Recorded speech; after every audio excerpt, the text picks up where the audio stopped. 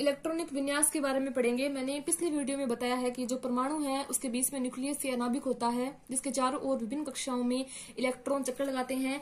Electron है उसके ऊपर नेगेटिव चार्ज होता है। आज हम ये पढ़ेंगे कि किसी भी परमाणु में इलेक्ट्रॉन किस प्रकार भरे जाते हैं या इलेक्ट्रॉन की व्यवस्था क्या होती है। इलेक्ट्रॉन की व्यवस्था को ही इलेक्ट्रॉनिक विन्यास कहा जाता है। इलेक्ट्रॉनिक की व्यवस्था पढ़ने के लिए सबसे पहले आपको परमाणु के बारे में कुछ जानना होगा। तो किसी परमाणु या एटम में कोष होते हैं, कोष के अंदर उपकोष होते हैं और उपकोष के अंदर कक्षक होते हैं और कक्षक के अंदर इलेक्ट्रॉन भरे जाते हैं। जैसे कोष किसी भी परमाणु में KLMN कोष है। जो K कोष है वो नाभिक के सबसे अधिक नजदीक होता है। इसके लिए N की वैल्यू 1 होती है, L के लिए 2, M के लिए 3 व N के लिए 4 होती है। K जो कोष है उसके अंदर एक उपकोष होता है जिसे S उपकोष कहते हैं। इसी प्रकार L में 2 उपकोष होते हैं जिन्हें S व P कहते हैं। M में 3 उपकोष होते हैं जिन्हें SPD कहते हैं और N में 4 उपकोष होते हैं जिन्हें SPDF कहते हैं। कोष के अंदर उपकोष हो गए।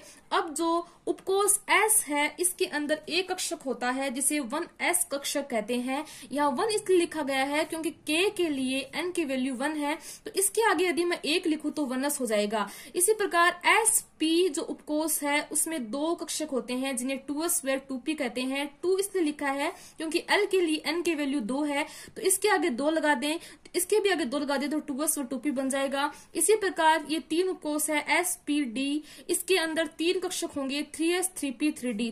3s इसलिए लगाया गया है क्योंकि M के लिए N की वैल्यू 3 है। इसी प्रकार जो 4 उपकोष है SPDF उसमें 4 कक्षक होते हैं 4s 4p 4d 4f। इनके लिए 4 आगे इसलिए लगाया गया है क्योंकि N के लिए N की वैल्यू 4 है। अब कक्षक के अंदर इलेक्ट्रॉन होंगे। याद रखिएगा कि कोष के अंदर उपकोष, उपकोष के अंदर कक्षक व कक्षक के अंदर इलेक्ट्रॉन होते हैं। जो S कक्षक है उसमें मैक्सिमम 2 इलेक्ट्रॉन होते हैं। P में 6 होते हैं, D में 10 होते हैं और F में 14 होते हैं। ये मैंने 1s कक्षक लिखा है तो S में मैक्सिमम कितने होंगे? 2 होंगे। यहाँ ये 2 कक्षक है 2s व 2p। S में 2 होंगे, P में 6, P में मैक्सिमम कितने भरे जाएंगे? 6, तो 2 + 6 कितने हो गए? 8। इसी प्रकार यहाँ 3 कक्षक है, S में 2 होंगे, P में 6 होंगे और D में 10 होंगे, तो 2 + 6 + 10 कितने हो गए? 18। और इसी प्रकार यहाँ की टोटलिंग आएगी 32। इसी प्रकार ये चारों जो कक्षक है उसमें 32 इलेक्ट्रॉन भरे जाएंगे। जो मैंने उपकोष दिखाए हैं SPDF, S को शार्प, P को प्रिंसिपल, D को डिफ्यूज्ड व F को फंडामेंटल कहते हैं। यहाँ से मैंने फॉर्मूला निकाला है इलेक्ट्रॉनिक विन्यास का।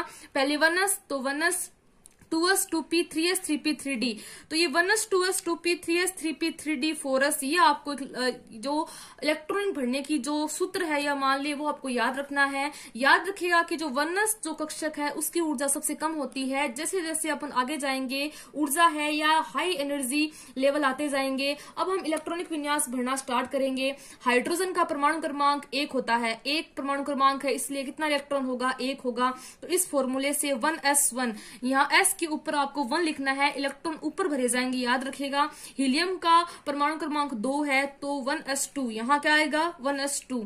लिथियम का परमाणु क्रमांक 3 है तो इस फॉर्मूले से 1s2 2 ये पूरा भर चुका है क्योंकि S में मैक्सिमम कितने इलेक्ट्रॉन आते हैं? 2। तो अगला वाला इलेक्ट्रॉन कहाँ जाएगा? 2s में। तो इलेक्ट्रॉनिक विन्यास क्या हो गया? 1s2 2s1। बेरिलियम परमाणु क्रमांक 4 तो 1s2 2s2 इस फॉर्मूले से। बोरोन 5 1s2 2s2 2p1, क्योंकि यहाँ 2 भर गए, यहाँ वाले 2 भर गए तो एक इलेक्ट्रॉन कहाँ जाएगा? P में, इसलिए बोरोन का इलेक्ट्रॉनिक विन्यास क्या होगा? 1s2 2s2 2p1। नाइट्रोजन का जो परमाणु क्रमांक है वो 7 है। ये फॉर्मूला याद रखना है आपको। 1s2 2 भर गया, 2s2 2p3। टोटल गिनो कितने हैं इलेक्ट्रॉन? 3 4 5 6 7। ये दोनों भर चुके थे इसलिए अगले इलेक्ट्रॉन कहाँ जाएंगे? 3 इलेक्ट्रॉन 2p में। ऑक्सीजन का परमाणु क्रमांक 8 है तो इलेक्ट्रॉन कितने हो गए? 8। इस फॉर्मूले से 1s2 2 भर गया। यहाँ मैंने 2 क्यों भरे हैं? क्योंकि S में मैक्सिमम 2 इलेक्ट्रॉन आते हैं। अगले वाले में 2s2 और देखो 8 में से यहाँ 4 भर गए तो बाकी कितने बचे? 4। तो ये 2p में कितने आ गए? 4 इलेक्ट्रॉन। सोडियम परमाणु क्रमांक 11 1s2 2s2 2p6 3s1। यहाँ तक काउंटिंग करो 6 7 8 9 10, तो आगे वाला कहाँ जाएगा? 3s1 में। P में मैंने कितने इलेक्ट्रॉन भरे हैं? 6, क्योंकि P में मैक्सिमम कितने इलेक्ट्रॉन आते हैं? 6। मैग्नीशियम परमाणु क्रमांक 12, कितने इलेक्ट्रॉन होंगे? 12। इस फॉर्मूले से 1s में भर दो, 1s2 2s2 2p6 6 7 8 9 10 कितने बचे 12 में से 10 गए 2 बचे तो अगले 2 इलेक्ट्रॉन कहाँ जाएंगे 3s2 में। कैल्शियम परमाणु क्रमांक 20 तो 1s2 2s2 2p6 3s2 3p6 यहाँ तक यदि अपन देखें तो कुल 18 इलेक्ट्रॉन होते हैं। इसके बाद 3d व 4s 2 कक्षक आते हैं। याद रखिएगा कि यहाँ अपवाद है, इलेक्ट्रॉन जो 2 बचे हुए इलेक्ट्रॉन है वो 3d में न जाकर पहले 4s में आएंगे, क्योंकि किसी कारणवश 4s की ऊर्जा कम हो जाती है और इलेक्ट्रॉन उसी कक्षक में पहले जाएगा जिसकी ऊर्जा कम होती है। इसलिए जो बाकी जो कैल्शियम के जो 2 इलेक्ट्रॉन बचे हैं वो 3d में नहीं जाकर कहां जाएंगे 4s2 में। तो इलेक्ट्रॉनिक विन्यास क्या होगा 1s2 2s2 2p6 3s2 3p6 3d 0 4s2। किसी भी कोष में इलेक्ट्रॉन निकालने का सूत्र क्या होता है 2n²। आपसे पूछे कि K जो कोष है उसमें कितने इलेक्ट्रॉन होंगे, आपको वैल्यू याद रखनी है। K के लिए 1 होती है, L के लिए 2, M के लिए 3 और N के लिए 4। तो अपन देखते हैं कि K कोष में कितने इलेक्ट्रॉन होंगे। यहाँ N की वैल्यू 1 रख दो तो 2, तो कितनी आएगी 2। तो K कोष में कितने इलेक्ट्रॉन होंगे 2।